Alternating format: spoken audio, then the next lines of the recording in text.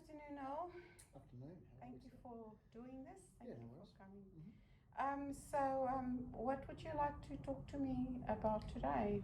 Um, uh, well, lately I've been obviously feeling like I've been a bit alone. Obviously, got diagnosed probably about 2 years ago now with obviously bowel cancer or rectal cancer. Gone through chemo and obviously radiation and had multiple surgeries and that, and come out the other side, which is great. But yeah, it still feels like obviously, of course, I've been given an all clear, but just the support doesn't stop for me. Like I still need obviously, well, I believe I need probably support now when things get a bit lonely. Everyone just sort of ghosts you because they think, oh, well, he's all right now, get on with your life and that. But just the process was such a whirlwind. I don't think I really dealt with what I was going through for so long, and even with my wife and that same situation with her, like it's such a whirlwind tour, and you just go through the motions. It takes a little bit of a ripple effect to sink in and finally go, wow, what was that? What actually happened in the last 2 years, especially with COVID and isolation, not be able to see family that's on the other side of the country, and our support networks sort of being sort of smaller. Yeah, just some of the family and friends that you thought would be there weren't there, and but in saying that, there were other people that were there and that stepped up that you never even thought that even really knew you that well, but must have had trauma outside that, and they knew that you needed that support. So yeah, it's just mainly just a support situation with close family and friends that you expect that sometimes there that you need. Yeah, so I hear you saying that you've got to need to talk about it a little bit more still, and or process some of the things that you've gone through. Yeah, for sure. Just trying to process, take a deep breath, and figure out what happened and how you're actually feeling, because you sort of just you put a brave front on with having kids. You sort of try to keep up as normal as you can, with obviously and showing that things are just as they were, but deep inside you sort of put on a brave face, but you don't really, I guess, know how you feel or investigate what you're feeling, because you're putting up that wall until something, it all comes together and spills over, and most It becomes too much. yeah. So usually I find like things trigger it, like you go to a friend's funeral that you're there at the Icon Centre with them and they're not there anymore, and the realisation, yeah, you're sad for them, but the realisation it could have been you at the same time. So there was a lady there that was an acquaintance. I knew it was a family friend, but it wasn't directly impacted. But she had been sick with cancer journey, and I was probably the most distraught at the funeral. And I think that's the reason, because I've been put on a brave face, and just realisation that she's passed away, going through the same journey, and we're just different ends of the spectrum. It really hit me, and how did it make you feel? Were you feeling a bit guilty, or I think overwhelmed, or a little bit guilty, Yeah. well and truly overwhelmed. Yeah. Yeah, because like it just, you think you're good, you go there and it's like, yeah, I've got this, and then all of a sudden the music is what triggers it, and the memories and the photos, and just having the same journey and being the same sort of thing that she was, and then she's passed away and I'm still here. I'm like, wow, it's the role of the dice could have been different. It could have been me there and not her. So it's, yeah, a little bit of guilt, but also just a realisation of yeah, how close you are to yeah, just given it dealt a pretty bad hand. So yeah, so definitely music in those sort of situations. You're okay, and all of a sudden it comes to a head, and you look around and everyone's sort of looking at you, and you feel embarrassed, but then you just let it go, because you realise there's a reason it's built up, and if a funeral's nowhere to cry, well, there's no other place to do it. To cry, so yeah, so that was an issue, but yeah, but with the support situation, sometimes family you think probably should have been there more than they were, and they just assume that you're okay because you got the all clear, and they sort of don't check up on you. And do you feel a bit of resentment towards your family? Not so much. I think resentment by association. My wife feels absolutely like a lot of resentment towards my direct family, because obviously her family couldn't be here to support her, and even just being in the hospital by herself while I was in surgery for 7 hours, not knowing what was going on, and just being there by herself, and no support network because of COVID rules. But even when she got out, obviously not having direct family of her mum, her brother, and obviously her dad, that's got to take its toll too.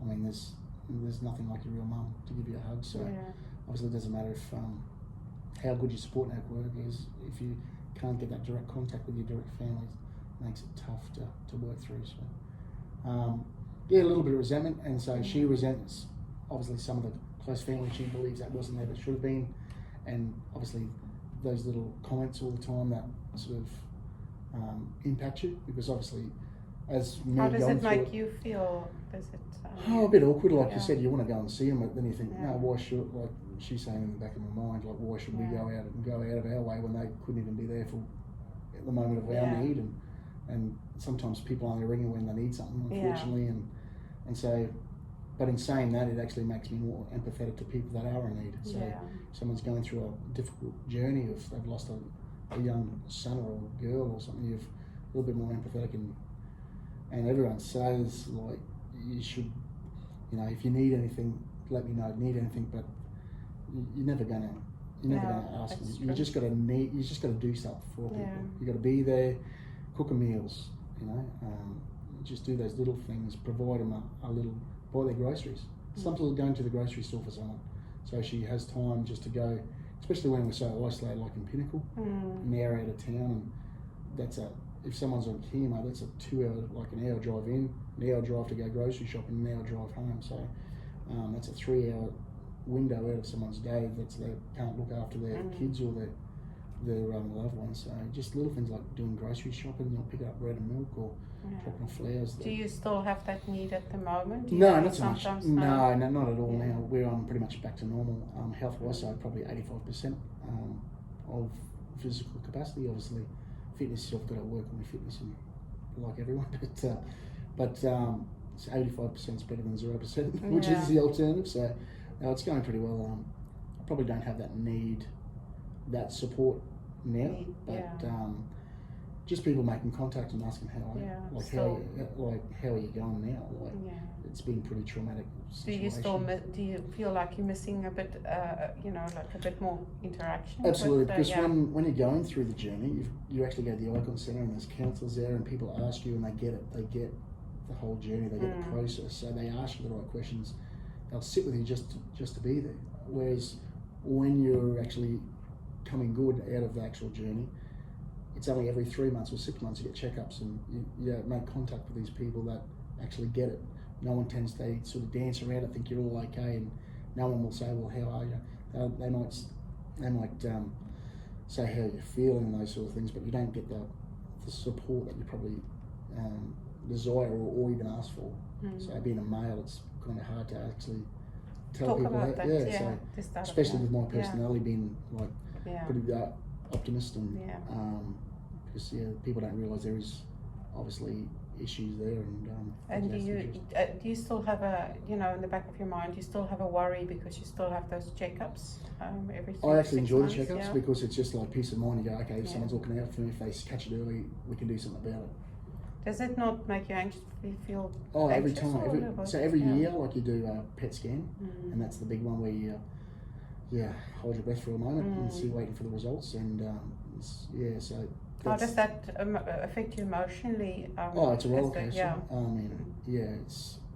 But you get used to it. Unfortunately, that's the new normal. So once you've had cancer, that just becomes a part of your life, and you deal with it, and it makes you more resilient, and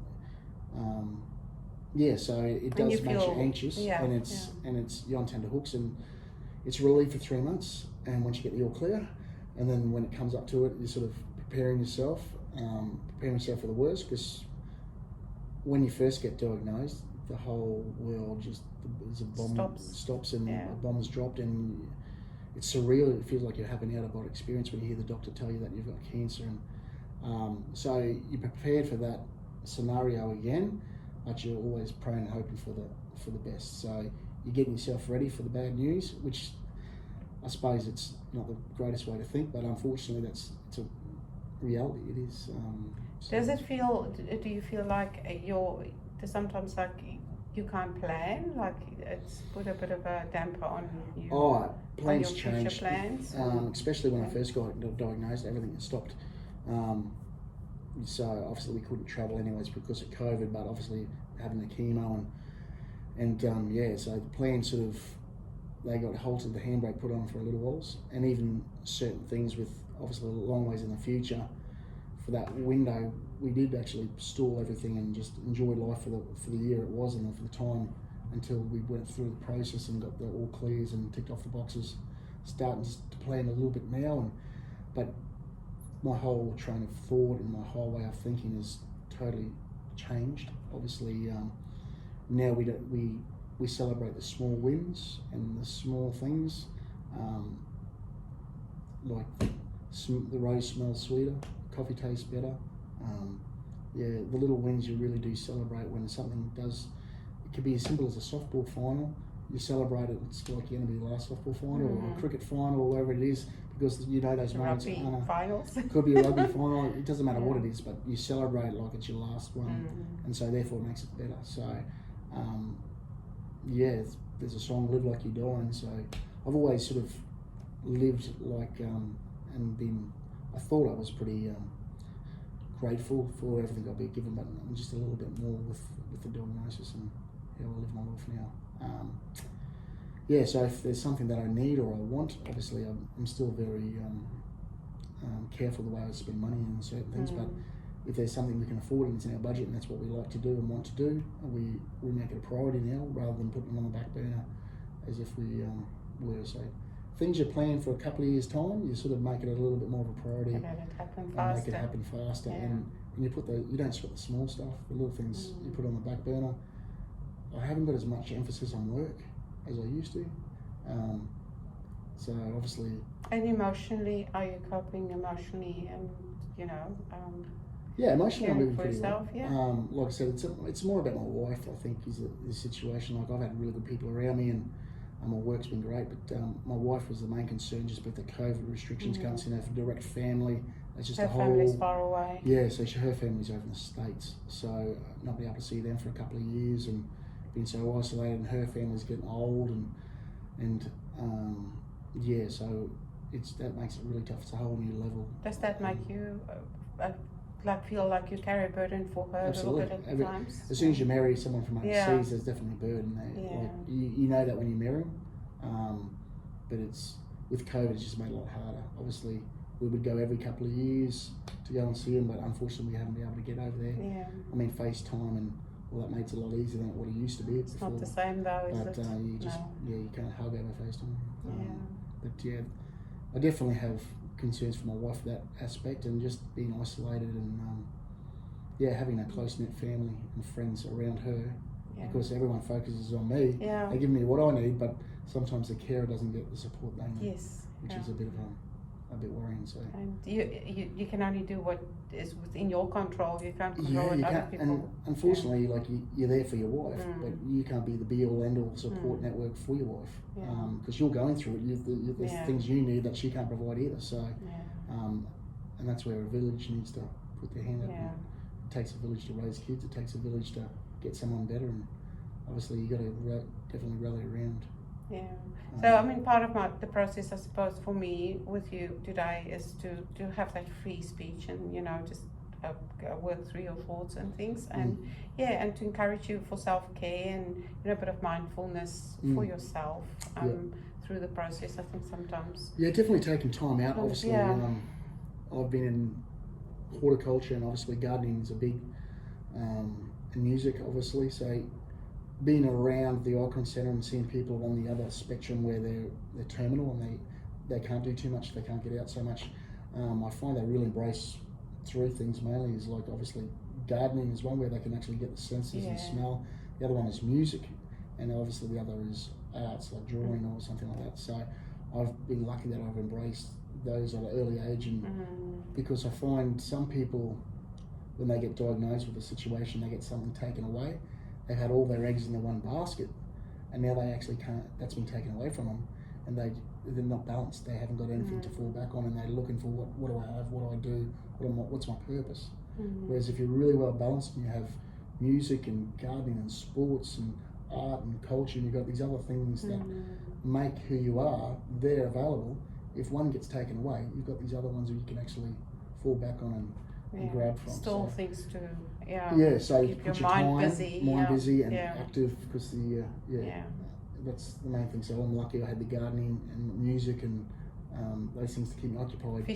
Fishing, absolutely. Yeah. So I bought a boat when I first finally rang the bell, Yeah. and we called it Bell Ringer, the boat that I bought. Oh, wonderful.